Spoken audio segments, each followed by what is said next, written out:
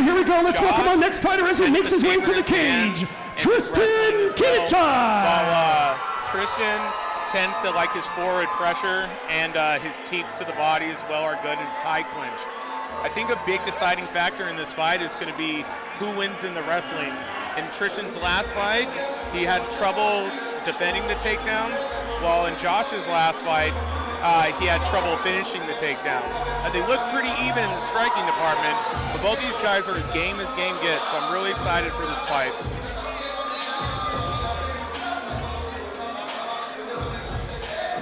We got Tristan coming out of Team Parusa. I know Yannick's, he trained one of my teammates, Jeremy, for years, still trains him.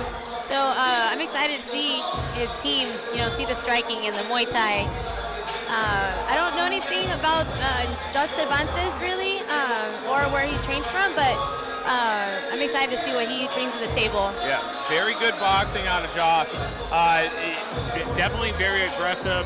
Silent in the beginning of the fight, but he's his game. When he starts going, you can definitely see the fighter versus the athlete come out. So I'm excited for that. And the same with Tristan. I actually started training with Tristan when I first joined the arena about 7-8 years ago or so, and he was already training and taking classes. So he's definitely, while he lacks too much MMA experience, he's been training for an extended period of time, and so the kid's definitely got as much talent as you can ask for.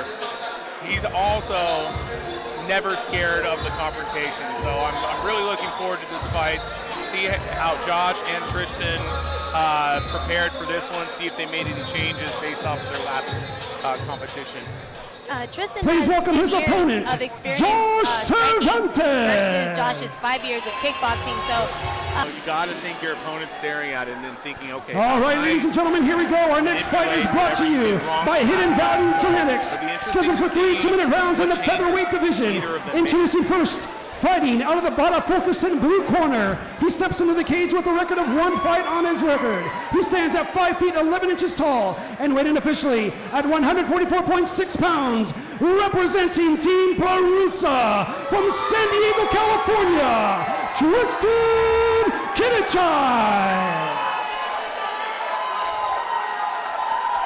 And his opponent across the cage, fighting out of the High Key Cannabis red corner. He comes to this fight with 2 fights on his record. He stands at 5 feet 8 inches tall and weighed in officially at 143.2 pounds. He trains with MMA Personal Training from Riverside, California, Josh Cervantes.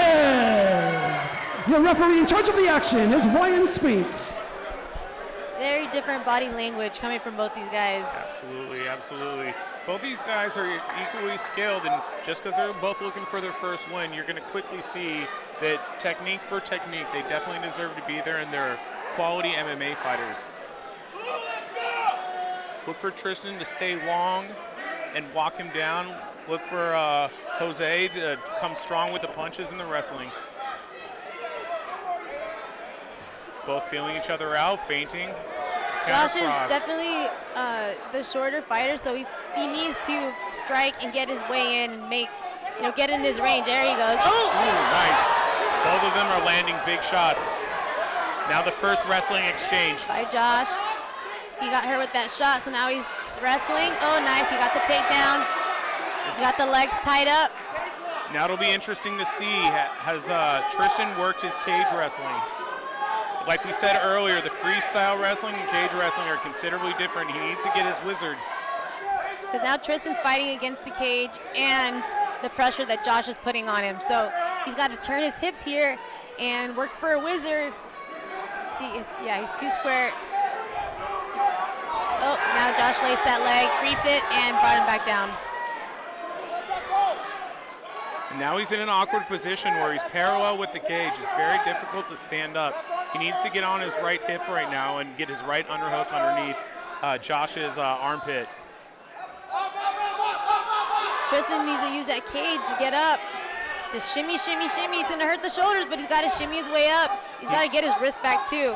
There he goes. He got the wrist back. And the issue with these shorter rounds is that now we're only about 35 seconds left, and if Tristan can't do anything big, he's probably going to lose the round.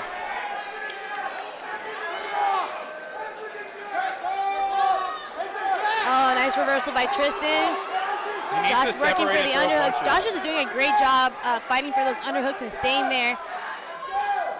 Tristan got the head position though. Nice knees.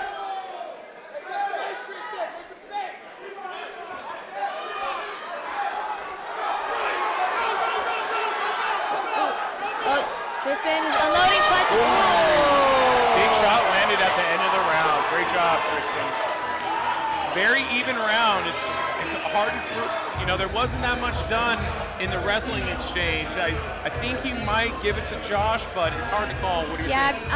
Well, Tristan landed the big shot, so it's going to be hard to score that one. But based on control alone, I had to give it to Josh. But right here, you see that big shot right there, landed by Tristan. Nice, right. One critical element to really think about as these guys spend a lot of time wrestling is with all the lactic acid that builds up in your arms. A very special thank you to our sponsor, Hidden Valley Genetics, for providing one of our Fight of the Night trophies tonight. Hidden Valley Genetics, best clones in California. It all starts with genetics. After practice, or have you been hitting pads or shadow boxing? A lot of the times, guys that come from traditional Muay Thai gyms are separating their grappling and striking practices. So in turn, when they go to grapple, then they're striking and just isn't as fluid. So it'll be interesting to see how Tristan recovers. Yep. That is a real thing, ladies and gentlemen. Fatigue after wrestling. So you can see that Josh is a little gun shy with his hands. Probably tired from tying up and taking Tristan down. I'd like Tristan to get his hands up a little bit higher. Nice, he caught that kick. He needs to immediately Tristan's get in the back. butterfly. Tristan got the butterfly guards in, but not really using them. He keeps abandoning his wizard with his right arm. He needs to get that because right now Josh could run to his back if he was paying it. And he's already attempting to right now. Yep. Yeah, he needs to get that wizard in. This is a brilliant game plan by Josh. Yeah. Josh knew what he was doing coming into this fight. He needs to change Josh's head to the other side of his body right now. And he needs to get on a hip. He needs to pick a hip to get on. He's just sitting on his butt right now, which is keeping him trapped.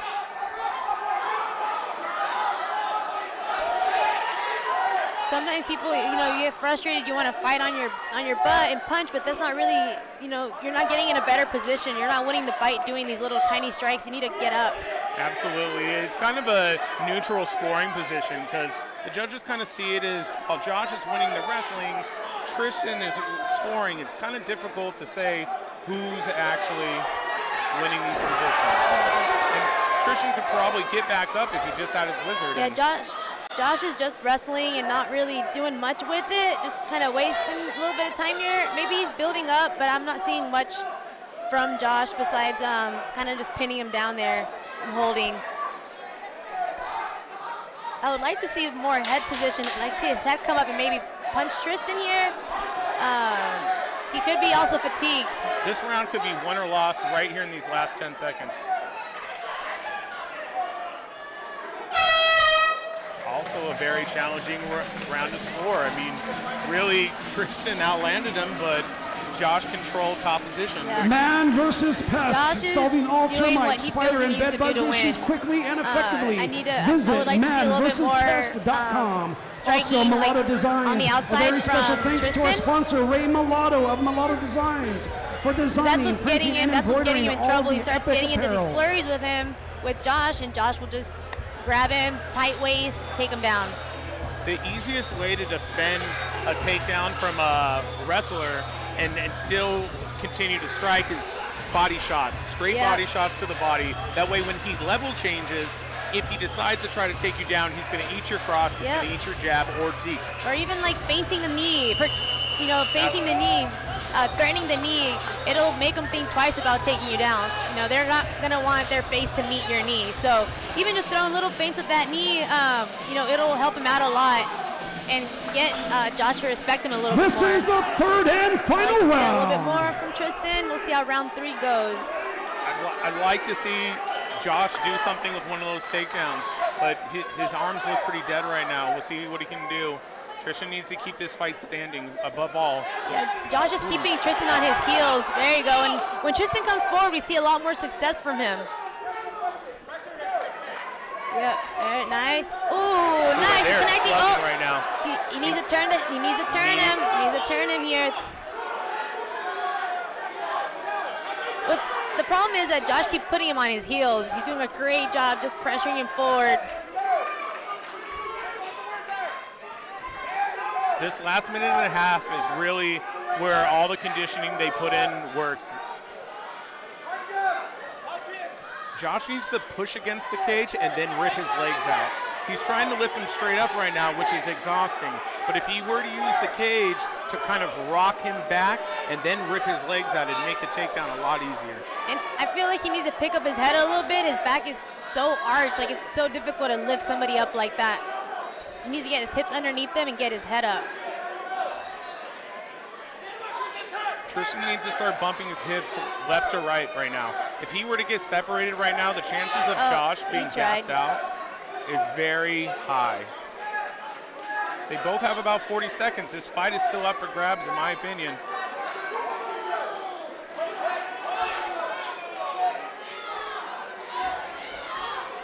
Ooh, Josh takes him down again. Now this is Josh's chance to win the fight. He needs to posture up and land shots. Tristan needs to freak out right there. I think Tristan's looking for a Von Flue right here. Oh no, not looking for a guillotine. Josh should be looking for a Von Flue right here is what I meant to say. Oh, he's going for the guillotine. If Tristan can pop up and land some shots right now. Ooh, very, very close fight, gentlemen. Nice job. It just goes to show, I mean, one of these gentlemen is going to leave with the win, but both of them are equally talented. It's kind of how these first few fights will start as amateurs.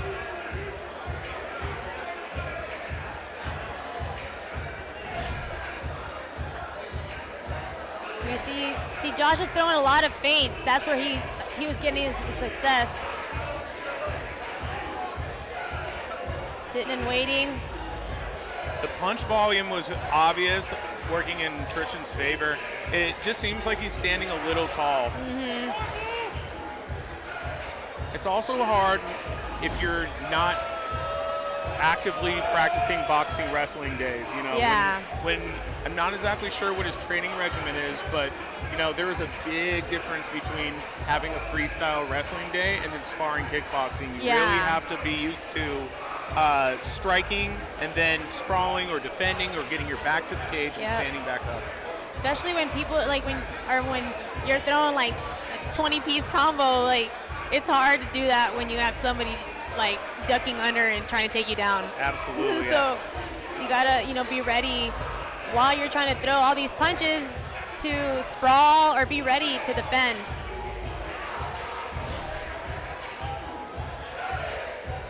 We got Tristan here. Oh, throwing that overhand. Both of these gentlemen were willing to trade at all times. I think the biggest difference was just Josh was willing to wrestle in different elements. Yeah. I feel like Josh had a little bit more of a game plan, and he followed through with it very well. He was looking for his first win. Both these boys are looking for their first win, so I'm excited to see who swayed the judges.